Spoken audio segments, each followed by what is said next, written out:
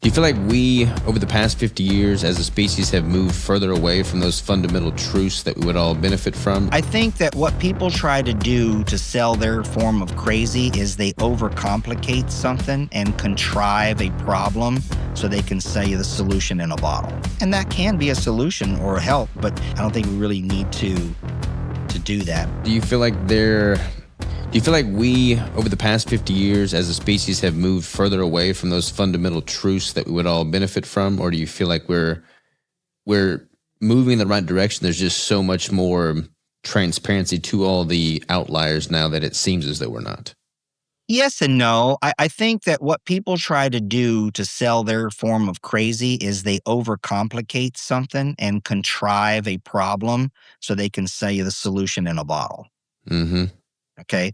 So in other words, no, I think we haven't moved away from the importance of sleep. Everybody knows about sleep. I don't think anybody's really arguing about that.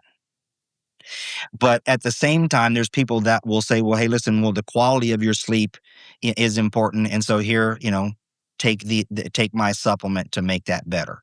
And that can be a solution or a help, but not if your circadian rhythm is off because of, the lighting in your house and your blood sugar control and the other things that really are the movers. I don't think we really need to do that. But then you have people out there, you got to get up at 4:30 in the morning and you got to do shit that sucks. Because if it don't suck, you ain't gaining. You probably know who I'm channeling there. I do a lot of work with the military special forces. That's my pro bono work I do. Mm-hmm. So I've saved a lot of lives from that. But yeah, then you got to get up early and you got to get motivated and you got to 10x that shit. Okay, so yeah, so is there an attempt to move away from stuff to get to be able to do other stuff and buy my motivational program and my split training routine? Maybe. So I think there could be some of both. I don't know, but I don't really have to tell too many people that they need to sleep. They're just having trouble getting quality sleep. So they're like, what am I doing to not get that? Like, oh, doc, believe me, if I could sleep and give these damn kids to somebody else for a couple more hours, okay, but what do I do? Yeah. So, okay, we all can agree that sleep is important. We can all agree that we need water, we need air. Yep. Food is a tough one, man, because like you would think that there are some fundamental truths that we could all agree on with food, but like, I think so man, too. there is some freaking far outliers on that group. So, like, what do Big time. you view as to be just like a fundamental truth when it comes to nutrition? Like, where can the baseline exist there? Here's my baseline. You can eat everything. Every animal from the hooter to the tooter. Every plant from the tippy top leaves to the bottom of the roots, bark included. No, I'm just kidding. So here's the thing. If it doesn't make you crap your pants, throw up, intoxicate you, or give you an adverse reaction, you can eat it. It's consumable. Mm-hmm. Okay? You with me on that? That's what it is. At the end of the day, that's it. And how do I know that? Because I've worked with 100,000 plus cases from people all around the world in every geographic location and of the two genders that there are. And I've found out that people can eat all the things that other people say you shouldn't eat and actually thrive. So that's what I'm saying. You can eat everything. But then now we have modern, would you say we've evolved to, I'll use that, I'll match your term there. Well, that's just code for convenience. Mm-hmm. 'Cause who the hell wants to go in there and make some stuff? So then what do? We go to minimally processed, to, ultra processed. We have different processes. Okay.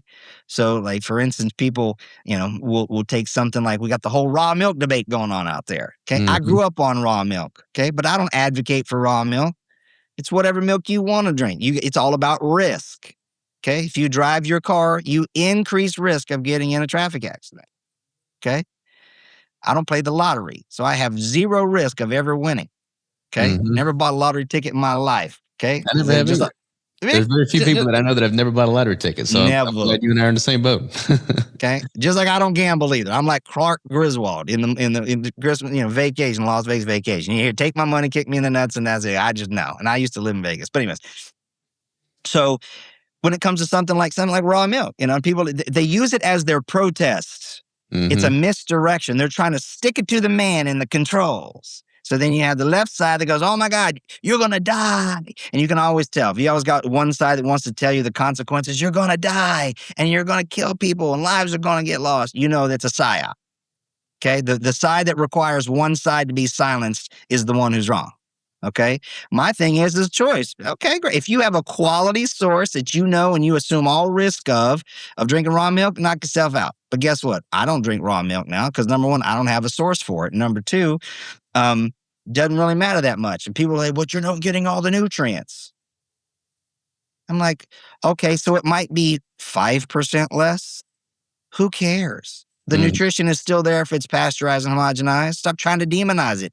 They're scaring people to do into that. Just like the other side, they're scaring not to eat the raw milk. Like, I don't care. You could choose. It's all about your risk. Same thing when it comes to anything. They try to, people for the the animal versus the plant-based people, they try to tell people, eating animals is the only way to good. And, eating plants is, they're trying to kill you with all their anti-nutrients and prevent you from eating them. And I'm like, so the cow that gets a bolt put into its head so we can eat it really wasn't trying to be eaten either. It's just silly. Got this Mhm. whole Vital Farms thing going on now, and everybody this whole slander on these eggs, and they found out, oh my God, their pasture-raised chickens are also being given, corn and soybeans. Just don't get them Arkansas, corn and soybeans. I was kidding. Like it matters. It's still a nutritious, lovely, and delicious egg. I Mhm. can make eggs 100 different ways.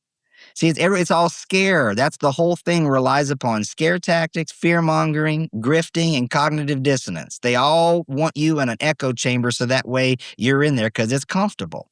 So to Yeah. answer your question, fundamentally, how we reconcile it is you got to find out what is the consequence of the summation of your choices on your physiology with objective data.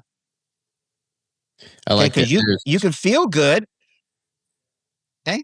But that doesn't mean disease never sends a notice in the mail that it's coming. Oh, like, by the way, I'm going to give you a stroke in 6.7 years. Mhm. Okay. But I felt great. You know how many times I've heard, someone, oh, yeah, I just saw Bill the other day. He think $1 million. He was on top of the world and he was taking the dump and he had a heart attack. Yeah.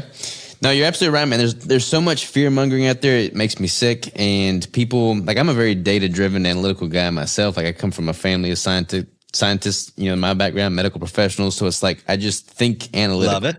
And I like to be in tune with my body. I like to experiment. I like to make one maneuver with my nutritional changes or training changes at a time, so I can measure the outcome of that change. I like establishing a baseline. I like getting all the facts. I like taking the progress photos, getting the measurements, getting the body composition scans, getting the blood work. People need to not be afraid of the data. I feel like they double down on their anecdotal evidence, which is very valid, very important, but they Oh, don't I have love you for saying that. That's because everything I'm sharing with you guys is anecdotal. yeah. Evidence is still evidence. It's the lowest on the pyramid of evidence. Yeah. But it's my firsthand personal clinical experience through the lives of people. So you Yeah. can call it anecdotal all you want. I didn't publish it in some selected population. So I get that. So I'm glad that you love the data. Yeah, 100%, man. I think it takes two to tango. It takes both parties, both ends of the spectrum. Like, know that anecdotal evidence, recognize what it is, be in tune with your body. I work with clients, and I like that you have a clinician because you have that tip of the spear, frontline, take on things from the people you're working with, which is super valid. But at the same time, like, I don't want to poo-poo on the scientific studies. There's a lot of evidence-based people out there. Of course, they help direct things. Thank you for watching this episode of The Savage Clip. If you want to see the full-blown deep dive, check out the full episode here, and I'll see you there.